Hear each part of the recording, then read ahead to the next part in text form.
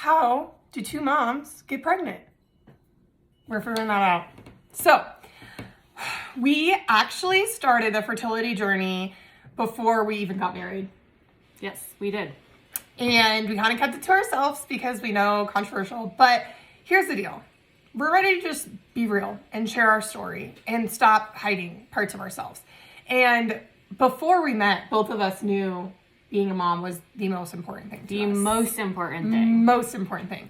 And Ashley was actually already deciding, she was like, if I don't find my person this year, getting pregnant by myself because I want to be a mom so much. So on our first date, we established that was our most important thing for both of us. And it was one of the things that made us fall in love with each other. And so a few months into dating, we started looking into fertility options, looking at different fertility clinics, because also we know that the journey to fertility through IUI, which is in uterine insemination, or IVF, which is in vitro fertilization, which are the steps that you need to take as two moms to get pregnant with a donor, take a long time.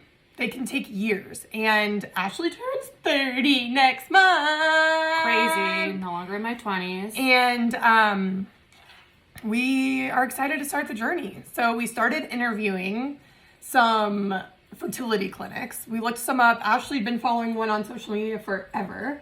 And I've been following a few. And then we found this amazing fertility clinic in Albuquerque, New Mexico called Caperton Fertility.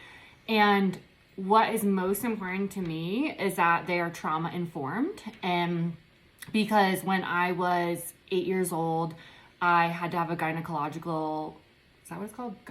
Sure. When I was 8 years old, I had to have a pap smear, and it felt extremely invasive for 8 years old. That is not something you experience, and I was having like a lot of issues and a lot of pain, and then it made it so that my body went into like a full-blown response of I can't do this, I'm shaking, like don't touch me, and so I wasn't able to go to the doctor and have a visit, which is so important to be able to be checked. But I found Caperton Fertility, and we went, and they were super trauma informed. They let me be in control of the process. They let me guide everything and talked it through what exactly is going on. And I was able to get my checkup, and I was able to do an internal ultrasound. And so that was, and I have the most amazing wife by my side, and that was really, really great.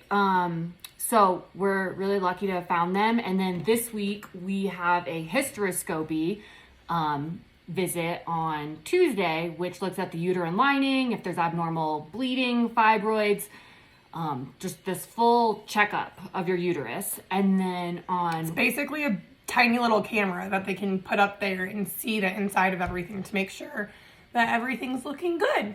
Mm-hmm. And it's interesting, there's a lot of tests you do as a same-sex couple that you wouldn't do if you were just getting pregnant in a heterosexual relationship.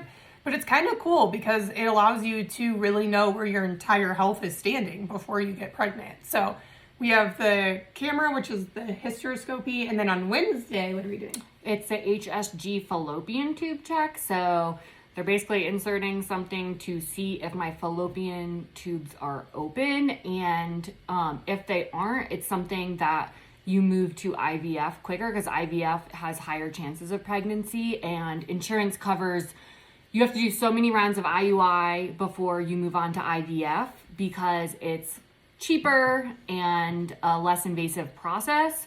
So, but if you do these tests, so that they put a dye through your fallopian tubes, and they scan it, they watch to make sure that they're open. Because if your fallopian tubes aren't open, then the egg can't get through to be fertilized through IUI, which IUI is like the typical, what people call like the turkey baster, where they're just inseminating sperm from a donor, like as natural as a heterosexual couple would insert it into the uterine cervix or the lining. But if those tests come back that the egg's not releasing through the fallopian tubes, we would skip over that and go straight to IVF because it tells you you're not a candidate for IUI pregnancy. So it's really cool that we found a fertility clinic that doesn't make, some clinics will make you just try IUI before they do any infertility tests, which the sperm is over $1,000 a try. So it's not a cheap thing to just be trying if you could do a test to know if you're a candidate to even possibly get pregnant through that or not. So this next week is huge, and I'm so proud of Ash because after her trauma, it's been really hard to get treatments like this. And there's a lot that has gone into it, but we just want to share this journey because honestly, like, we're two women that have wanted to get pregnant this way for a long time. And like, I know I haven't been out for a long time, but I've been researching how two women get pregnant for a long time. But there's still so many things that we're like sitting on Google. Like, we had no idea what an HSG2 is or a hysteroscopy or like what an abnormal pap smear means or what a normal pap smear means or any of these things. And so we just want to start this one because on social media and YouTube is where, for me, I found a lot of hope that I could have a relationship with a woman in a family. And we want to be that hope for other young girls or two male partners. We don't know as much about that journey, but we want to share our journey to inspire people and also to educate people, because a lot of times hateful and painful comments come from people that just don't know. And so if you can watch these videos and educate yourself and not have to ask us, like, why don't you just sleep with a dude? Why don't you do this? Why don't you do that? Like, then that's our goal, is to spread education and spread awareness, which takes a lot of bravery because it can breed hate. But our whole message is that we want to be brave in love, and we want to be brave enough to share our journeys that are different, that look different than the traditional way of doing things. But it doesn't mean they're the wrong way and the traditional way is right. But this is our story and it's beautiful and we're excited to share it with you. So we would love to know what questions you guys have.